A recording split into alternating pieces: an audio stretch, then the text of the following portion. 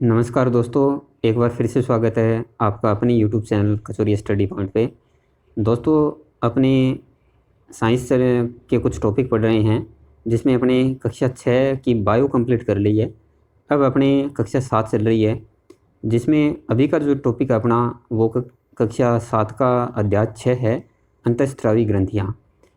अगर आपको ये वीडियो दोस्तों पसंद आती है तो इसको लाइक कीजिएगा, शेयर कीजिएगा और अगर आप चैनल पे नए हो तो चैनल को प्लीज़ सब्सक्राइब कीजिए और बेल आइकन को प्रेस कर दीजिए ताकि आगामी वीडियो के नोटिफिकेशन आपको मिलते रहें। इस अध्याय में अपने पढ़ेंगे दोस्तों किशोरावस्था क्या है, अंतःस्रावी ग्रंथियाँ व हार्मोन्स पढ़ेंगे। अंतःस्रावी ग्रंथियों में अपने पढ़ेंगे अवटु ग्रंथि है, जिसको आपको अपने थायराइड ग्रंथि बोलते हैं, अग्नाशय ग्रंथि है, पैराथायरॉयड ग्रंथि है, पीयूष ग्रंथि है, एड्रेनल ग्रंथि है, पीनियल ग्रंथि है, थाइमस ग्रंथि और लास्ट में पढ़ेंगे किशोरावस्था में अच्छा स्वास्थ्य कैसे रखा जाता है, क्या क्या आवश्यकताएं होती है। तो सबसे पहले देखते हैं दोस्तों किशोरावस्था क्या होती है।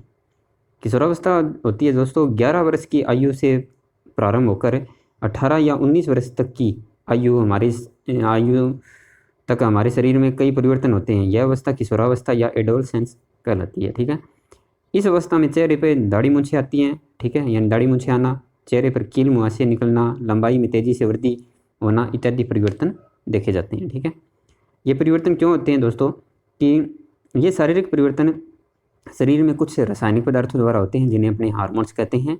ये हार्मोन्स हमारे शरीर की अंतःस्रावी ग्रंथियों द्वारा रुधिर में स्रावित होते हैं। ठीक है, यानी अंतःस्रावी ग्रंथियों का कार्य क्या होता है, विभिन्न हार्मोन्स का स्राव करना है। ठीक है, इस अध्याय में हम अंतःस्रावी ग्रंथियाँ, उनसे स्रावित होने वाले हार्मोन्स व उनके द्वारा शरीर पर पड़ने वाले प्रभाव का अध्ययन करेंगे। तो किशोरावस्था देखिए दोस्तों, एक ऐसा अजीब काल है जिसमें आप न तो बच्चे रहते हैं और न ही बड़े। यह बाल्यावस्था व युवावस्था के मध्य की अवस्था होती है। ये देखिए दोस्तों, अपने जो ग्रंथियाँ और हार्मोन्स अपने पढ़ने जा रहे हैं, इसमें ग्रंथियाँ कौन कौन सी है वो देखिए। तो ये मस्तिष्क में दोस्तों पीनियल ग्रंथि होती है, पीयूष ग्रंथि होती है। ठीक है, और ये देखिए गले में अपने पैराथायरॉयड है, थायरॉयड ग्रंथि है। इसके बाद में अपने वक्ष में देखें तो थाइमस ग्रंथि है। ठीक है, बहुत ही इंपॉर्टेंट ग्रंथि होती है ये थाइमस ग्रंथि। और फिर इसके बाद देखिए ये नीचे एड्रिनल ग्रंथि हो गई और अग्नाशय ग्रंथि हो गई। ये ग्रंथियाँ अब अपने पढ़ने जा रहे हैं, जिसमें अपने सबसे पहले पढ़ेंगे पीयूष ग्रंथि। पीयूष ग्रंथि देखिए, कभी कभी हम ऐसे व्यक्तियों के संपर्क में आते हैं जो बहुत छोटे यानी बौने या बहुत अधिक लंबे होते हैं। इनका कद अधिक लंबा या बहुत छोटा क्यों हो गया, तो देखिए दोस्तों कि ऐसा पीयूष ग्रंथि के कारण होता है, यानी पीयूष ग्रंथि से जो हार्मोन्स निकलता है उनसे। देखिए कि ऐसा पीयूष ग्रंथि द्वारा स्रावित एक वृद्धि हार्मोन्स के कारण होता है। तो आपको याद रखना है कि पीयूष ग्रंथि कौन से हार्मोन्स का स्राव करती है, वृद्धि हार्मोन्स का। ठीक है, यह हार्मोन शरीर की वृद्धि को नियंत्रित करता है। यदि बाल्यावस्था में इस हार्मोन्स की कमी हो जाती है तो व्यक्ति का कद बौना ही रह जाता है। कुछ व्यक्तियों में इस हार्मोन का स्राव सामान्य से अधिक हो जाता है तो लंबाई क्या हो जाती है, 8 फीट तक भी हो सकती है। यानी अधिक स्राव से तो लंबाई बढ़ जाएगी और कम स्राव से क्या हो जाएगा, बौना रह जाएगा शरीर। ये अवटु ग्रंथि जो है थायरॉयड ग्रंथि बोलते हैं। ठीक है, उसके लिए देखिए ये गले में पाई जाती है। और ये एक बच्चे का चित्र बना रखा है जिसका ये गला है, ये क्या है यहाँ से बड़ा दिखा रखा है, यानी गांठ वगैरह सी दिखा रखी है, जिसको अपने गलगंड रोग बोलते हैं, आप जानते भी हो। ठीक है, तो इसमें देखिए अपने कि खुशी अपने पिताजी के साथ घर का सामान खरीदने गई। दुकानदार ने जब नमक की थैली दी तो पिताजी ने नमक की थैली लौटाते हुए कहा कि उन्हें आयोडीन युक्त नमक चाहिए। खुशी सोच में पड़ गई कि पिताजी ने आयोडीन युक्त नमक ही क्यों खरीदा। इसका कारण पूछने पर पिताजी ने बताया कि हमारे गले में अवटु यानी थायरॉयड ग्रंथि नामक एक ग्रंथि होती है। इस ग्रंथि में एक रस बनता है जिसे थायरोक्सिन हार्मोन्स कहते हैं।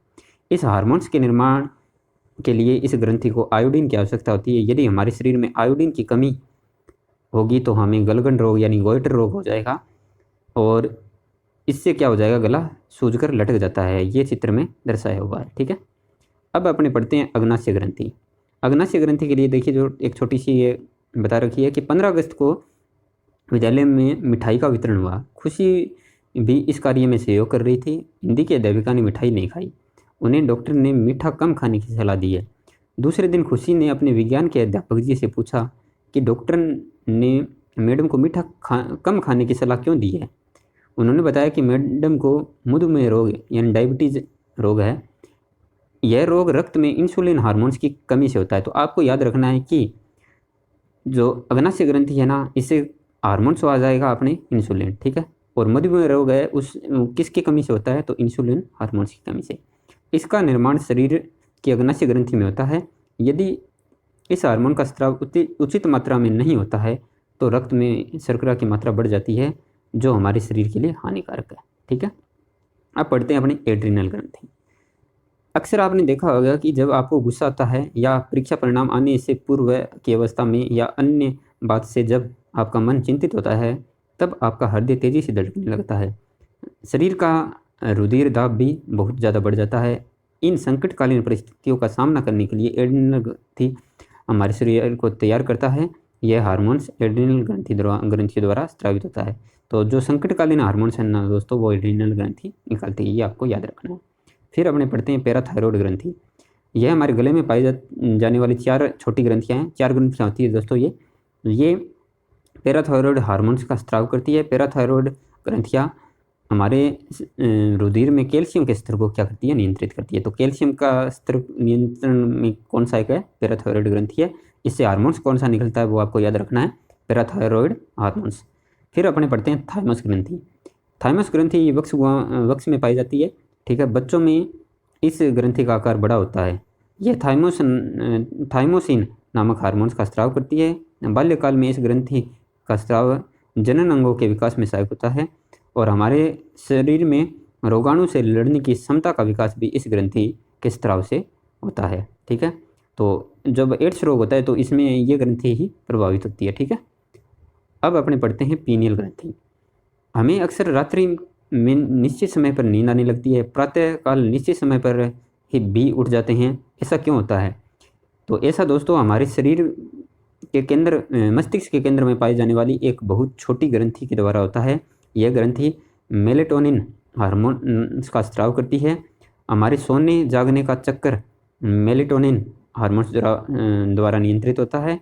इसके अतिरिक्त यह ग्रंथि जनन हार्मोन्स को भी नियंत्रित करती है।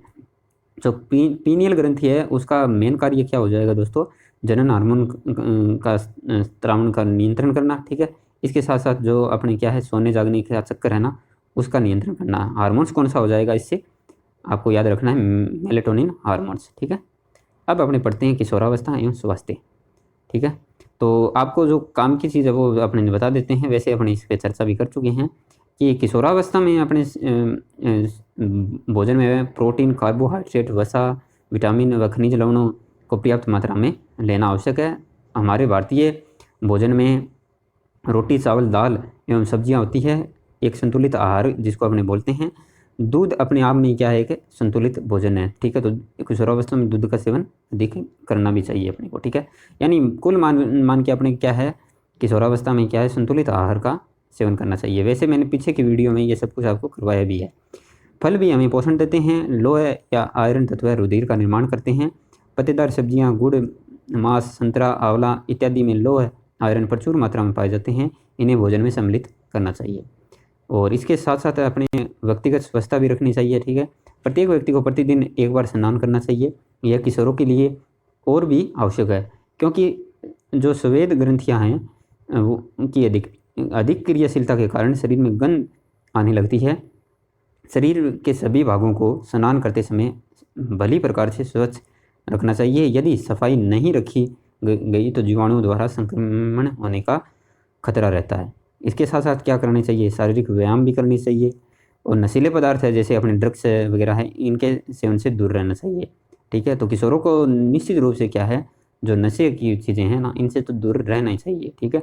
होता क्या है कि देखिए यदि कोई व्यक्ति आपको यह बताता है कि किसी ड्रग्स या नशीली दवा के सेवन से आप अच्छा अथवा तनाव मुक्त महसूस करेंगे तो आपको इसके लिए न कहना ही चाहिए जब तक यह दवा डॉक्टर द्वारा नहीं दी गई हो।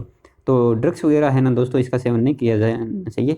अगर डॉक्टर आपको देते हैं ना तो वो बात चीज़ अलग होती है, वो ड्रग्स भी अलग होती है, ठीक है। ये नशीले पदार्थ की, ठीक है। और ड्रग्स नशीले पदार्थ है जिनकी आदत पड़ जाती है। यदि आप इन्हें एक बार लेते हैं तो आपको इन्हें बार बार लेने की इच्छा होती है।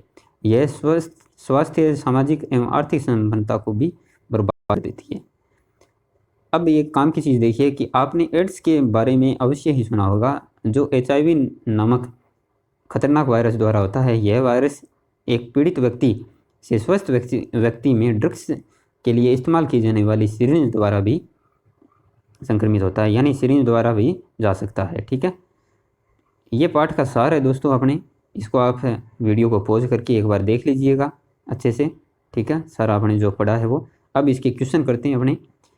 इंसुलिन हार्मोन स्रावित करने वाली अंतःस्रावी ग्रंथि का नाम क्या है? तो दोस्तों निश्चित ये अग्नाशय है, जो आपने पढ़ा था मधुमेह रोग वाला उसमें। ठीक है, और भोजन में कौन से तत्व की कमी से गलगंड रोग होता है? तो आपको मैंने पढ़ाया था, तब बताया था, वो खुशी वाली कहानी थी, पिताजी के साथ नमक लेने गई थी, तो कौन सा था? आयोडीन।